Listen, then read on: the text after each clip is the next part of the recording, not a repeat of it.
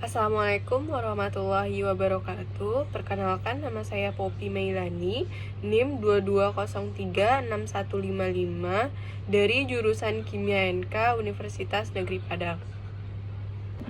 Baiklah, kali ini saya akan membahas materi tentang sistem komputer dan pengantar pemrograman. Pokok-pokok materi yang akan kita bahas yaitu yang pertama sistem komputer, dan yang kedua pengantar program komputer dan algoritma program, dan yang ketiga cara menuliskan algoritma. Yang pertama sistem komputer. Sejarah komputer. Ada beberapa pengertian komputer menurut para ahli, yaitu yang pertama Hubert H. Blissmer, William Sawyer, Donald H. Sanders, Hamaker dan kawan-kawan, dan Yugianto. Dapat kita simpulkan pengertian komputer menurut para ahli adalah alat elektronik yang menerima input data, mengolah data, dan memberikan informasi dengan menggunakan suatu program yang tersimpan di memori komputer, dan menyimpan program dan hasil pengolahan yang bekerja secara otomatis. Fungsi komputer. Yang pertama, komputer menjadi alat bantu administrasi. Yang kedua, komputer menjadi alat bantu komunikasi, alat bantu multimedia, alat bantu pengendali sistem industri, dan alat bantu produksi entertainment, alat bantu periksa kesehatan, alat bantu kendali perang, dan hampir memasuki semua aktivitas sendi kehidupan manusia menggunakan alat bantu komputer, dan belakangan ini aplikasi komputer sudah ada dalam genggaman tangan manusia. B. Sistem komputer. Secara umum, komponen sistem komputer terdiri dari hardware, software, dan brainware. Hardware adalah peralatan fisik komputer itu sendiri, dan software adalah program yang berisi perintah-perintah untuk melakukan proses tertentu, dan brainware adalah manusia yang terlibat di dalam mengoperasikan serta mengatur sistem komputer tersebut. C. Struktur dan fungsi komputer. Yang pertama, input device atau alat masukan adalah perangkat komputer yang berfungsi sebagai alat untuk memasukkan data atau perintah ke dalam komputer. Yang kedua, output device atau alat keluaran adalah perangkat keras komputer yang berfungsi untuk menampilkan keluaran sebagai hasil pengolahan data. Dan yang ketiga, I/O ports. Bagian ini digunakan untuk menerima ataupun mengirim data keluar sistem. Dan yang keempat, ada CPU atau Central Processing Unit. CPU merupakan otak sistem komputer dan memiliki dua bagian fungsi operasional, yaitu ALU atau Arithmetical Logical Units sebagai pusat pengolahan data, dan CU atau Control Unit sebagai pengontrol kerja komputer. CPU terdiri dari dua bagian utama, yaitu CU dan ALU. Di samping itu, CPU mempunyai beberapa alat penyimpanan yang berukuran kecil yang disebut dengan register. Dan yang kelima ada memori. Memori terbagi menjadi dua bagian, yaitu memori internal dan memori eksternal. Memori internal berupa RAM atau Random Access Memory yang berfungsi untuk menyimpan program yang diolah untuk sementara waktu, dan ROM, Read Only Memory, yaitu memori yang hanya bisa dibaca dan berguna sebagai penyedia informasi pada saat komputer pertama kali dinyalakan.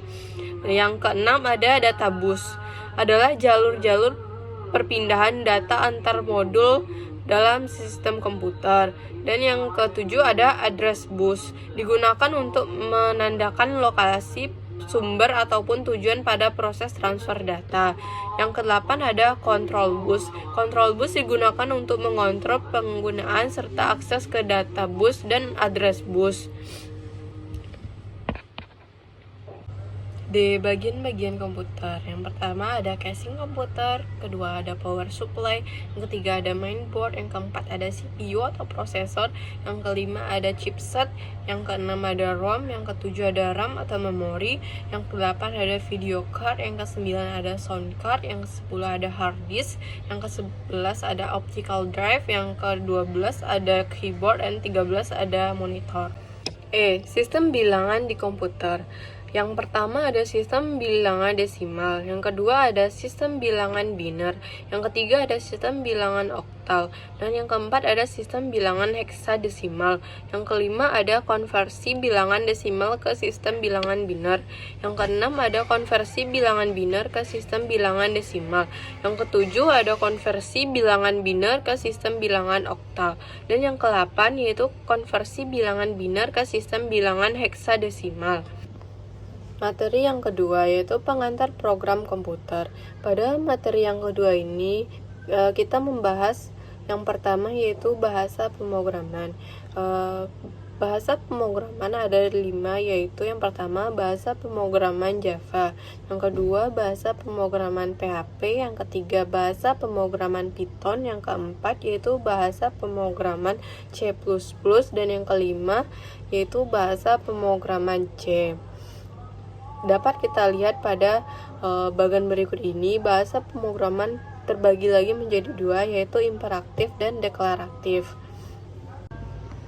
Bahasa pemrograman terbagi menjadi 4 kelompok, yaitu yang pertama Object Oriented Language, dan yang kedua High Level Language, dan yang ketiga Middle Level Language, dan yang keempat Low Level Language.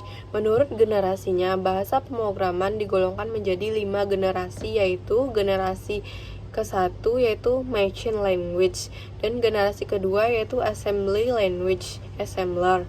Generasi ketiga yaitu High Level Programming Language, dan yang keempat yaitu GL atau Fourth Generation Language, dan yang kelima yaitu Programming Language Based Object Oriented and Web Development. Setelah mengetahui bahasa-bahasa pemrograman, kita mempelajari tentang proses pembuatan program, yaitu langkah-langkahnya ada kompilasi, interpretasi, dan yang ketiga kompilasi sekaligus interpretasi. Yang ketiga yaitu algoritma program. Algoritma merupakan langkah-langkah logis penyelesaian masalah yang disusun secara sistematis dan logis. Langkah-langkah ini dapat diterjemahkan secara bertahap dari awal hingga akhir. Sekarang ini algoritma juga dikenal sebagai jantung dari ilmu komputer atau informatika.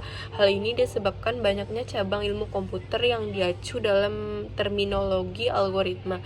Contohnya sebagai berikut. Yang pertama, algoritma perutaian atau routing pesan di dalam jaringan komputer. Yang kedua, algoritma bersenham untuk menggambar garis lurus atau bidang grafik komputer. Yang ketiga, ada algoritma Knuth-Morris-Pratt untuk mencari suatu pola dalam teks atau bidang informasi retrieval. Yang materi yang ketiga yaitu penulisan algoritma. Cara penulisan algoritma ini ada 3 cara, yaitu yang pertama menggunakan pseudokode, dan yang kedua menggunakan flowchart, dan yang ketiga menggunakan kalimat deskriptif. Baiklah, hanya itu yang dapat saya sampaikan pada kali ini. Terlebih dan terkurang saya mohon maaf. Wassalamualaikum warahmatullahi wabarakatuh.